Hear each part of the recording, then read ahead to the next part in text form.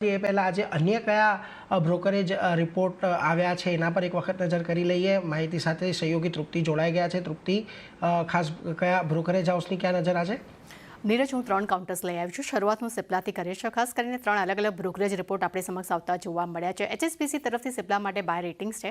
Target તેમને 1740 પ્રતિ share કર્યા છે. તેમનું માનવું છે કે ક્વાર્ટર 1માં સેલ્સ મિશ્રમાં એક સુધારો જોવા મળ્યો છે. ઓપરેટિંગ ખર્ચ જે કંપનીનો અહીંયા ઘટતો જોવા મળી રહ્યો છે અને ખાસ કરીને યુએસમાં નવા જીવેડિક દવાની જે લોન્ચ કંપની કરવા જઈ રહી છે તેને કારણે કરીને ગ્રોથની અપેક્ષા તેઓ અહીંયા રાખી રહ્યા છે. ત્યારબાદ નોમુરાના રિપોર્ટ પર નજર કરશું. તેમને સિપ્લા માટે બાય રેટિંગ્સનો રિપોર્ટ આપ્યો છે. ટાર્ગેટ તેમને 1810 રૂપિયા પ્રતિ શેર કર્યા છે. તેમનું માનવું છે કે ક્વાર્ટર 1માં FY26ના પરિણામ જે છે તે અનુમાન સાથે લાઇન જોવા મળે છે. ખાસ કરીને સ્થાનિક માર્કેટમાં રિકવરી જોવા મળી છે અને યુએસ લોન્ચ પર એક વિશ્વાસ જે છે અહીંયા જોવા મળી રહ્યો છે અને કંપની એબિટા ગાઈડન્સ જે છે માર્જિન ગાઈડન્સ તેમને 23.5 થી 24.5% વચ્ચે અહીંયા જોવા મળી રહ્યા છે. જેફરીસના રિપોર્ટ પર નજર કરશું. તેમને સિપ્લા માટે હોલ્ડ રેટિંગ આપ્યા છે. લક્ષ્યાંક તેમને 1690 રૂપિયા પ્રતિ શેર કર્યા છે. તેમનું માનવું છે કે ભારતનો ગ્રોથ વાર્ષિક ધોરણે 6%, યુએસનો ગ્રોથ QOQ ધોરણે 1% અનુમાન મુજબ અહીંયા જોવા મળી રહ્યો છે અને ખાસ કરીને ભારત અને યુએસ બંને જ માર્કેટમાં ગ્રોથમાં નરમાશ જોવા મળી છે, પરંતુ કંપનીને ખાસ કરીને બીજી ઇન્કમથી એક સપોર્ટ પણ મળતો જોવા મળ્યો છે.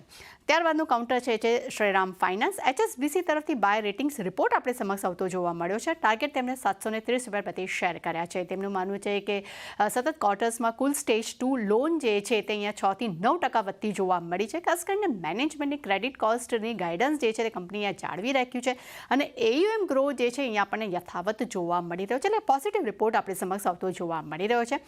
જેફરીસે શ્રીરામ ફાઇનાન્સ માટે પણ બાય રેટિંગ્સ આપ્યા છે. ટાર્ગેટ તેમને 800 રૂપિયા પ્રતિ શેર કર્યા છે. તેમનું માનવું છે કે AUM ગ્રોથ 17% અનુમાન મુજબ રહ્યા છે. ખાસ કરીને સ્ટેજ 2 અને 3માં રિકવરી જોવા મળી રહી છે અને મજબૂત બેલેન્સ શીટ અને ગ્રોથ ટ્રેક્શનને કારણે કરીને લાંબા ગાળા માટે રોકાણની સલાહ તેઓ આપી રહ્યા છે. ત્યારબાદ નજર કરશું લોરસ લેબ પર. અહીંયા ગોલ્ડમેન સર્સ તરફથી આપણને વેચવાલીની સલાહ છે. ટાર્ગેટ પરંતુ તેમને વધાર્યા છે. તેમને 675 રૂપિયા પ્રતિ શેર કર્યા છે. તેમનું માનવું છે કે ક્વાર્ટર 1માં સેલ્સ એબિટા જે છે તે અનુમાન કરતાં સારા રહ્યા છે. ખાસ કરીને CDMO અને FDF ગ્રોથ જે છે કંપનીનો મજબૂત જોવા મળી રહ્યો છે, પરંતુ આવનારા સમયમાં થોડું ઘણું એક અહીંયા નફા વસૂલીની તેમને વાત કરી છે. બીજી તરફ જેફરીસના રિપોર્ટ પર નજર કરશું. તેમને પણ અહીંયા અંડર પરફોર્મ રેટિંગ આપ્યો છે. ટાર્ગેટ તેમને વધાર્યા છે અને 590 રૂપિયા પ્રતિ શેર કર્યા છે. તેમનું માનવું છે કે ARV અને CDMOના સારા વેચાણને કારણે કરીને ક્વાર્ટર 1ના પરિણામ જે છે તે અપેક્ષા મુજબ અને અપેક્ષા કરતાં સારા રહ્યા છે. ખાસ કરીને ઓક્ટોબરમાં ARV વિભાગમાં નવા ટેન્ડર શરૂ કરવામાં આવશે. તેનો એક પોઝિટિવ ઇમ્પેક્ટ પણ જોવા મળી શકે છે, પરંતુ તે ટેન્ડરને કારણે કિંમત પર એક દબાણ જોવા મળી શકે છે. આ કારણસર એક અહીંયા તેઓ અંડર પરફોર્મ રેટિંગ આપી રહ્યા છે. ચાલે નજર કરશું કોટક તરફથી વેચવાલીની સલાહ આપણે લોરસ લેબ માટે જોવા મળી રહી છે. ટાર્ગેટ એમને પણ વધાર્યા છે. તેમને પણ 555 રૂપિયા પ્રતિ શેર કર્યા છે. તેમનું માનવું છે કે મજબૂત CDMO ગ્રોથ અને એબિટાથી ખાસ કરીને ક્વાર્ટર 1ના પરિણામ જે છે તે અહીંયા મજબૂત જોવા મળી રહ્યા છે અને FY25 અને 28માં ખાસ કરીને સિન્થેસિસના વેચાણમાં 34% CAGRની તેઓ અપેક્ષા રાખી રહ્યા છે.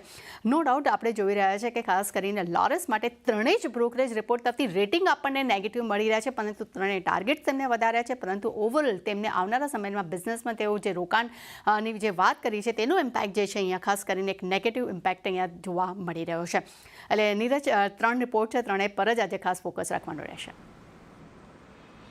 જે આભાર તૃપ્તિ, અમારી સાથે જોડાઈને સમગ્ર વિગત આપવા બદલ. તો જુઓ, સિપ્લા, લોરસ લેબ્સ આ બધા પર એક ખાસ કરીને આજના દિવસે ફોકસ રાખતા રહીશું, પરંતુ